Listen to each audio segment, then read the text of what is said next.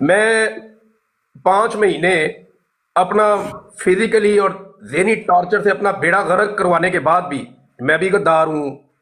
ادھر پاکستان کے اندر آدھے سے زیادہ پارلیمنٹ جو ہے وہ بھی غدار ہے.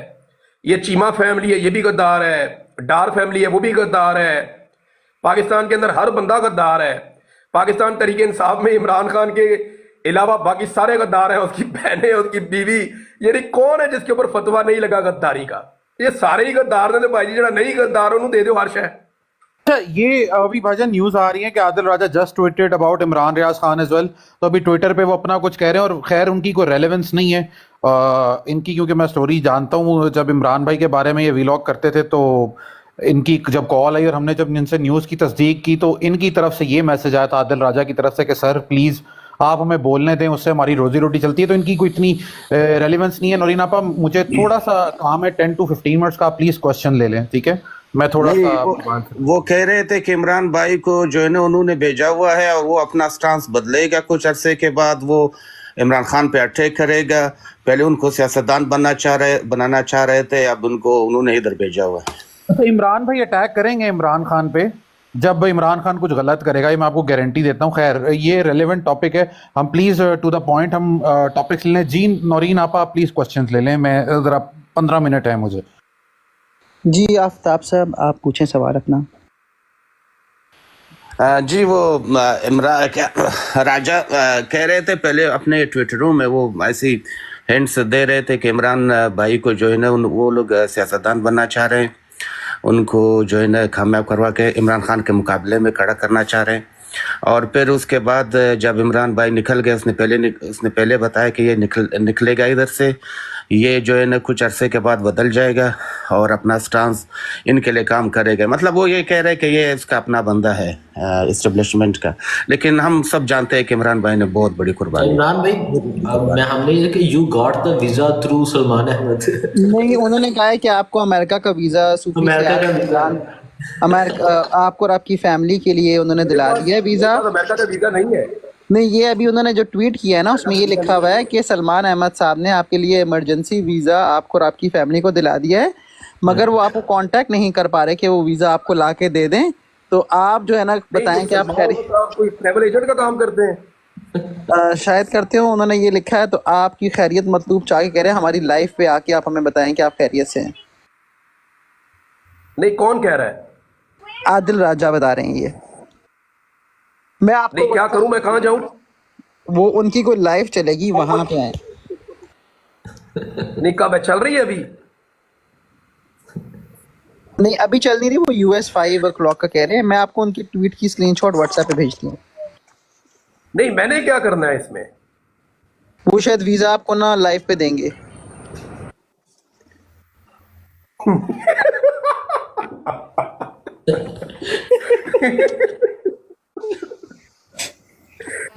اچھا جی, اچھا نیکسٹ.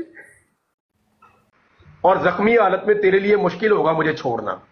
ایک دفعہ سوچ لے, اگر کسی سے بات کرنی ہے تو کر لے. تو آدھے گھنٹے بعد واپس آیا, اس نے کہا جی عمران بھائی ٹھیک ہے, آپ داڑھی ہم نہیں کاٹ رہے آپ کی, لیکن آپ کو ایک ہماری طرف سے ریکویسٹ ہے کہ آپ یہ شلوار قمیض پہن لیں. اس نے مجھے ایک شلوار قمیض دکھائی, تو میں نے وہ جب سامنے ایسے اس نے دکھائی نا تو میں نے کہا چھوٹے کپڑے. اچھا, مجھے اسنین تب تک پتہ ہی نہیں تھا کہ میں اتنا کمزور ہو گیا ہوں. میں نے وہ نظروں سے کپڑے دیکھے نا سامنے, میں نے کہا چھوٹے کپڑے ہیں, انہیں کپڑے پہنے ہیں نا. میں ان کو دھوتا تھا, پھر پہنتا تھا, دھوتا تھا, وہیں پہ اندر ہی وہ نلکا تھا, وہ اس کے ساتھ وہ پائپ ایک آتا تھا, اس کے ساتھ میں وہ بوتل بھر کے نا تو اس کے ساتھ میں دھوتا تھا. وہ کپڑے میں نے سنبھال کے رکھے ہوئے اپنے پاس, میرے پاس ہے وہ کپڑے. وہ جوتا بھی میرے پاس ہے, جو جوتا وہاں پہ میں جب گرفتار ہوا تھا, تو جس جوتے میں گرفتار ہوا تھا وہ بھی میرے پاس ہے. تو میں نے جی وہ کپڑے میں نے کہا جی یہ میں ساتھ لے کر جاؤں گا, ایک شرط ہے.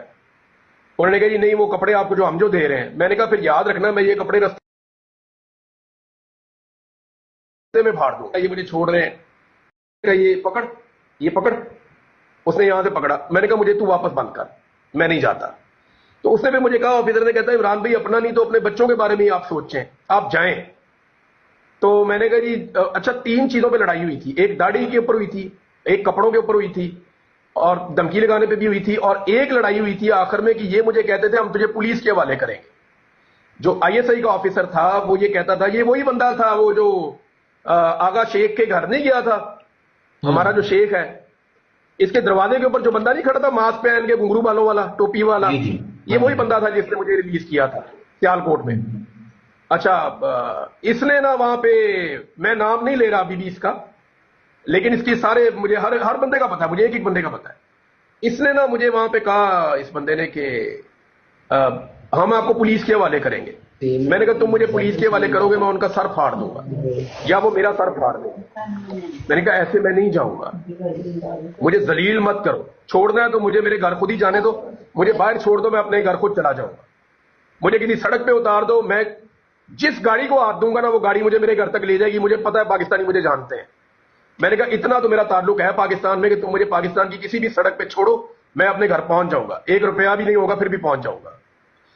तो उसने कहा नहीं जी हम आपको पुलिस के हवाले करेंगे, हमारा छोड़ने का ना एक एसओपी होता है, जैसे इन्होंने इंतजार बंजूता साहब को नहीं छुड़वाया, ये वो तरीकाकार कर रहे थे। मैंने इनकार कर, ये बंदे फिर गए थे इस बारे में, इसको 3 दिन लग गए थे छोड़ने के मामले को।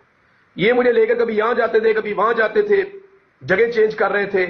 फिर इन्होंने दोबारा मीटिंग की और फाइनली इनका तय हुआ कि ठीक है हम आपको पुलिस के हवाले नहीं करते, लेकिन हमें फैसिलिटेट तो पुलिस ही करेगी ना, उन्होंने कहा। मैंने कहा यार जो भी है, मुझे अगर पुलिस ने गिरफ्तार किया या उन्होंने मेरे ऊपर कोई मुकदमा डालने की कोशिश की तो मैं अदालत में खड़ा होकर जाके आईजी पंजाब का बेड़ा गर्क कर दूंगा, और मुझे पता है कि वो तुम्हारी कमजोरी है।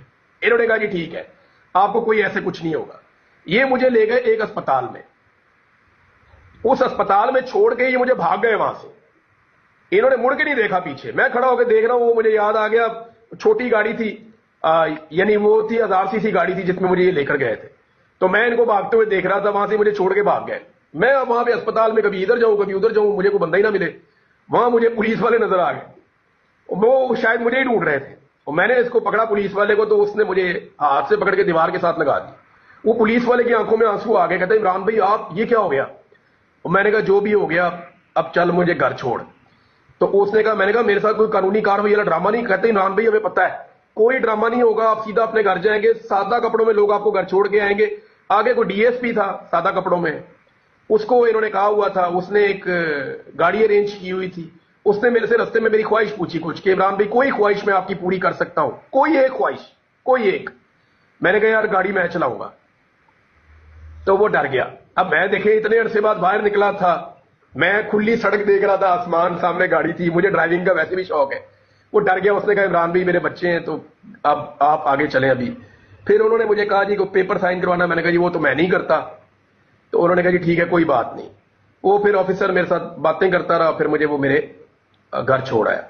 यानी इस तरह मैं जब रिहा होकर अपने घर पहुंचा तो वो इस तरीके से था सारा एपिसोड। तो दाढ़ी मैंने उनसे नहीं कटवाई, क्योंकि मैंने 2023 में जब हज करना था तो मैंने नियत की हुई थी कि हज के बाद मैं दाढ़ी रख लूंगा।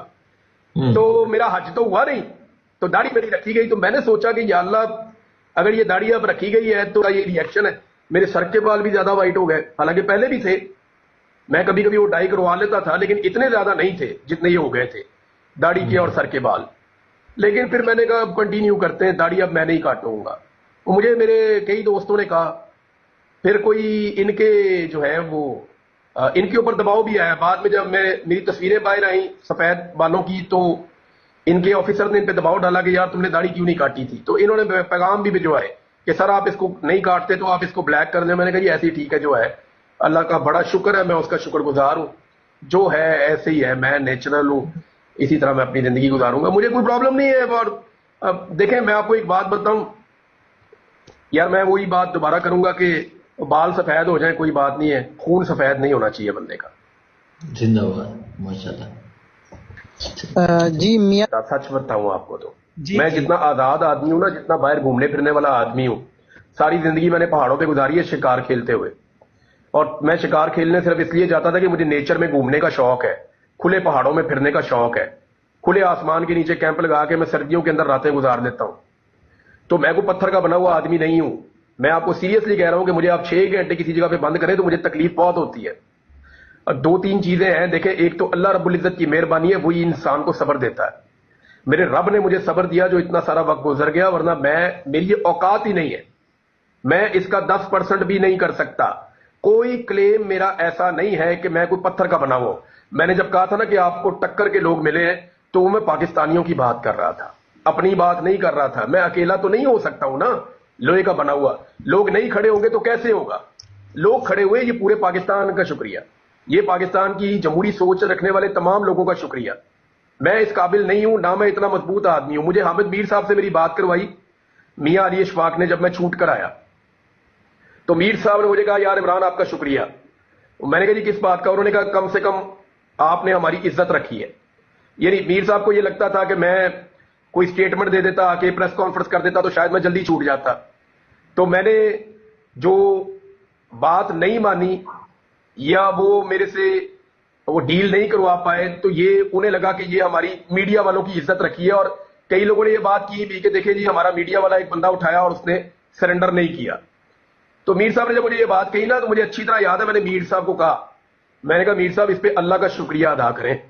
میں نے کہا میرے بس میں ہوتا نا تو میں نے ڈیل کر لینی تھی, میرے بس میں ہی نہیں تھا. میرا رب اتنا طاقتور ہے کہ وہ انسان کو ہارے ہوئے کو جتواتا ہے. میرا رب اتنا بڑا ہے کہ وہ کمزور آدمی سے طاقتور کو ہروا دیتا ہے. میرا رب بہت بڑا اور بہت طاقتور ہے. اور میں نے اس سارے سینیریو میں ایک چیز سیکھی ہے, میں بڑا کلیئرلی آپ کو آج یہ بتا دیتا ہوں بات, کہ جب میں ہار جاتا تھا نا, یعنی اس ساری 5 مہینے کی ابڈکشن میں جب مجھے لاپتہ کیا گیا تو میں کئی دفعہ ہار گیا. میں نے کئی دفعہ سوچا کہ یار میں اتنی, میرے پاس تو اخبار بھی نہیں تھا, ٹی وی بھی نہیں تھا, باہر کی کوئی خبر نہیں تھی, کھوپ اندھیرے میں پڑا ہوا تھا میں. تو ان 5 مہینوں میں کئی دفعہ میرے دماغ میں آتا تھا یار دفعہ کرو, میں کیا لڑائی لڑ رہا ہوں. میرے گھر والوں کو یہی نہیں پتا کہ میں زندہ ہوں یا مر گیا ہوں, کیونکہ مجھے انہوں نے یہ کہا تھا کہ تیری تو بھائی تیرا نماز جنازہ ہو گیا باہر, ٹینشن دینے کے لیے. تو میں نے سوچا میرے ماں باپ میرے بچے سارے اس بات کی سزا کاٹ رہے ہیں, پتہ نہیں پاکستان میں کیا ہو رہا ہے. اور مجھے انہوں نے کہا تھا کہ باہر ہم نے مارشل لا لگا دیا ہے, اس ملک پہ ہمارا کنٹرول مکمل ہو گیا ہے. بیچ میں ایک ٹائم یہ بھی آیا تھا. تو دیکھیں نا جب آپ ایک قید کاٹ رہے ہیں جس کا مقصد کوئی نہیں ہے, باہر مارشل لا لگ چکا ہے, سارے کے سارے لوگ جو ہیں وہ اب جمہوریت کا کوئی نام بھی نہیں لے سکتا, اور آپ اکیلے پڑے ہوئے مارے بھی کھا رہے ہیں. اور مقصد کیا ہے آپ کا کہ اب کوئی مقصد پورا ہی نہیں ہو سکتا, آپ کے بچے اور آپ کی فیملی ویسے ہی وہ سفر کر رہی ہے. تو میرے دماغ میں کئی دفعہ آیا کہ یار میں جو یہ کہتے ہیں نا مان لیتا ہوں, جو یہ کہتے ہیں مان لیتا ہوں. یہ ایک دفعہ نہیں کئی دفعہ میرے دماغ میں آیا کہ جو یہ کہتے ہیں وہ مان لیتا ہوں. یار بناؤ ویڈیو. بالکل جب 11th آور آتا تھا نا, جب کبھی بھی میں ٹوٹ جاتا تھا, یہ میرے پاس پہنچتے تھے, میرا رب مجھے پھر کھڑا کر دیتا تھا. یعنی میں 5 دن یہ سوچتا رہا کہ یار اب جب یہ آئیں گے نا تو میں انہیں کہوں گا بنوا لو جو بنوانا ہے. اور 6ٹھے دن جس دن انہوں نے آنا تھا نا, اسی دن میرے اللہ تعالیٰ نے مجھے کھڑا کر دیا اور میں نے کہا جی میں نے جھوٹی گواہی نہیں دیں. اب ہو سکتا ہے وہ پچھلے 5 دنوں میں آتے تو میں دے دیتا جھوٹی گواہی, یا ہو سکتا ہے اس دن بھی اگر یہ آتے تو میرا رب مجھے کھڑا کر دیتا.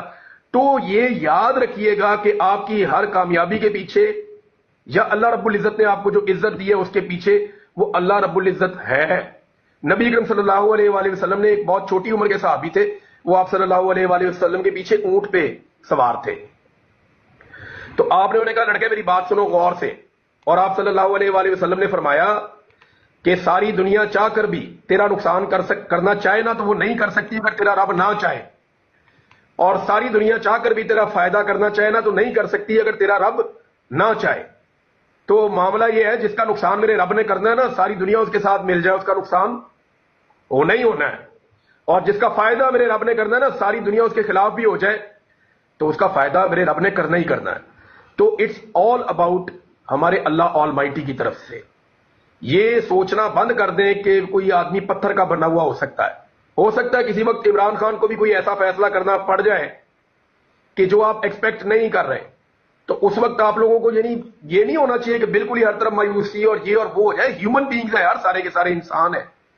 یہاں پہ بہت سارے لوگ ہیں جو پاکستان چھوڑ کے باہر گئے ہوئے ہیں, وہ باہر دیار غیر میں رہ رہے ہیں. کیا وہ خوشی خوشی گئے ہیں؟ ابھی یہ جس کا فوجی کا آپ نام لے رہے تھے راجہ صاحب کا, کیا یہ لوگ پاکستان سے خوش خوش باہر نکلے ہوں گے؟ وہ بیچارے جان بچا کے نسے نے سارے سے سارے اپنی اپنی جانیں بچا کے گئے ہوئے نا سارے. یہ جتنے جرنلسٹ گئے ہوئے ہیں, چاہے وہ وجاہت ہیں, چاہے وہ محیط پیرزادہ ہیں, چاہے وہ احمد نورانی ہے, چاہے وہ شاہد اسلم ہے, چاہے وہ صابر بھائی ابھی آپ کے ساتھ بیٹھے ہوئے تھے وہ ہیں, یا اور صحافی بھی ہیں کافی سارے. تو یہ سارے کو خوشی خوشی تو پاکستان سے باہر نہیں گئے ہوئے. ये सारे लोग भी तो देखे ना, बाहर जाके वो कुछ ना कुछ तो कोई ना कोई तो कुर्बानी सब लोग दे रहे हैं। तो ये हर एक की ना अपनी कैपेसिटी होती है, और मैं आज आपको एक चीज लिख कर दे सकता है, ये मैं आपको बता रहा हूं, क्योंकि मैंने जेल भी काटी है। मुझे इन्होंने 1 महीना जेल में रखा, मुझे उस 1 महीने का 1 मिनट भी आज तक याद नहीं है। मुझे लगा बस मैं गया हूं और शुगल में टाइम खत्म हो गया। मैं जेल में अखबार पढ़ता था, सुबह उठ के बाहर वो मुझे निकालते थे छोटी सी जगह पे, उधर मैं वॉक करता था, मैं नमाज पढ़ता था, और कभी कभी कोई कैदी मिल जाता था, उससे बातें कर लेता था। तो मेरा बड़ा जबरदस्त टाइम गुजरा जेल के अंदर। हालांकि मैं कहता था बाकी कैदियों को छोड़ो मेरे पे, इधर लेके आओ, मैं उनसे बातें करूं, तो मुझे अकेला रखते थे ज्यादातर। तो साथ आगे एक बैरक के अंदर ना महमूद रशीद साहब बंद थे, तो मैं ऊंची ऊंची आवाज में ना महमूद रशीद साहब से बातें करता था, बहुत ऊंची मैं बोलता था। तो वो मुझे उन्होंने कहा कि यार जेल से सख्ती होती है, मुसीबत बढ़ जाएगी, कोई तेन तो डर ही नहीं लगता वो मुझे। लेकिन महमूद रशीद साहब की वो बीमार थे उन दिनों बहुत, तो कभी कभी उनकी आवाज आती थी मुझे ना। वो मुझे 1-2 दफा उन्होंने बिस्किट खाने के लिए भेजे, एक दफा उन्होंने कोई चीज बनाई वहीं पे जेल के अंदर, तो वो भी महमूद रशीद साहब ने किसी कैदी के थ्रू मेरे पास भेजी कि ये इमरान रियाज को दो, वो खा लेगा। तो जेल का तो मुझे पता ही नहीं चला कि महीना कैसे गुजर गया। लेकिन जो मैं अगवा रहा हूं ना, जबरी तौर पे लापता, उसका 1-1 मिनट भारी था, मुझे आज भी याद है। तो जो लोग लापता हो जाते हैं ना, उनके बारे में आप उनको कंपेयर ही नहीं कर सकते। आप अगर कोई लापता आदमी बाहर आके कोई भी स्टेटमेंट दे, तो आप उसको, यानी मैं फरूख हबीब के लिए भी, आप लोग सब नफरत करते होंगे फरूख हबीब से, आप लोग सब उसको बुरा कहते होंगे, लेकिन भाई वो लापता हुआ था। शहबाज गिल को 2 दिन लापता किया गया था, चंद घंटे के लिए इसको फवाद चौधरी को भी लापता किया गया था। शहबाज गिल पे जिस जगह पे टॉर्चर हुआ ना, वो जगह मैं जानता हूं, और मुझे पता है जिसने उस पर टॉर्चर किया उस बंदे का भी पता है, और मुझे सारा बताया कि किस तरीके से उसके ऊपर टॉर्चर किया गया था।